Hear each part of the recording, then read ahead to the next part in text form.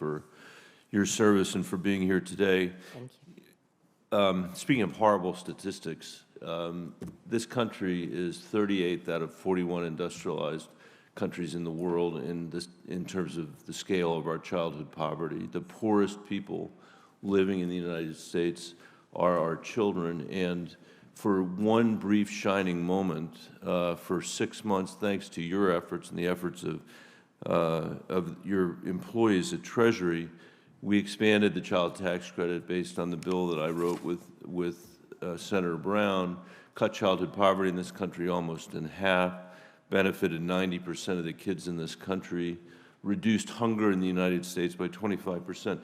It's hard to think of anything, Mr. Chairman, that we've done here in generations that has made more of a difference for working families.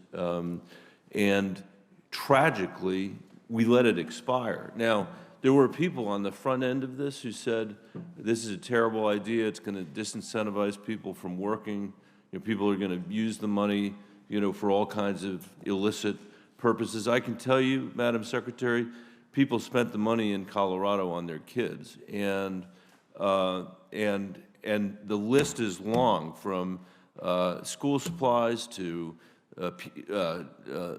lessons on instruments to back-to-school clothing.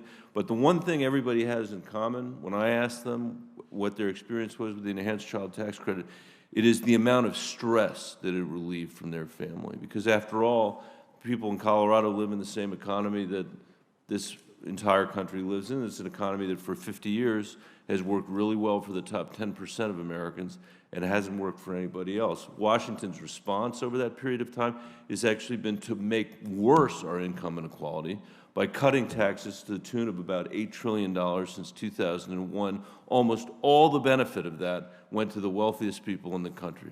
It made our deficits worse. It made our income inequality worse. It's staggering that that is what we would do. And finally, we finally did something for working people with the enhanced child tax credit and the enhanced earned income tax credit. And at the end of the year, we turned our backs on the poor children in America that benefited from this, the 90% of kids that had the benefit of this. I've been here year after year after year, Madam Secretary, at midnight on New Year's Eve or on Christmas Eve, when we didn't have any trouble extending tax cuts for the wealthiest people in this country. We didn't have any trouble extending tax cuts for the biggest corporations in America. But when we had actually lifted kids out of poverty, when all the studies that I have seen, and this is what I'm going to ask you about, Madam Secretary, all the studies that I have seen have demonstrated that the tax credit worked as it was intended and did not disincentivize anybody from working. We cut it off at a time of rising inflation. Families were getting $450 on average a month. And my understanding is that the inflation has caused about $300 a month of additional costs for families.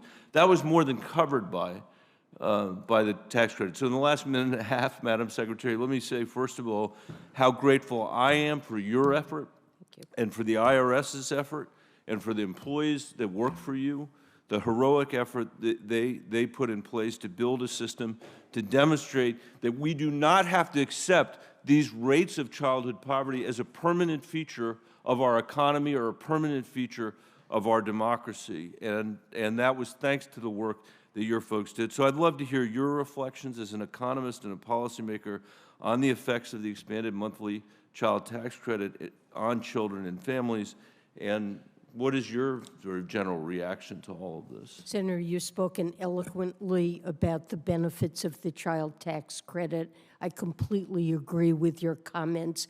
It cut childhood poverty dramatically. It enabled families to get a little bit of breathing room and to help their kids afford nutritious food and clothing and back-to-school supplies. And it really played a critical role.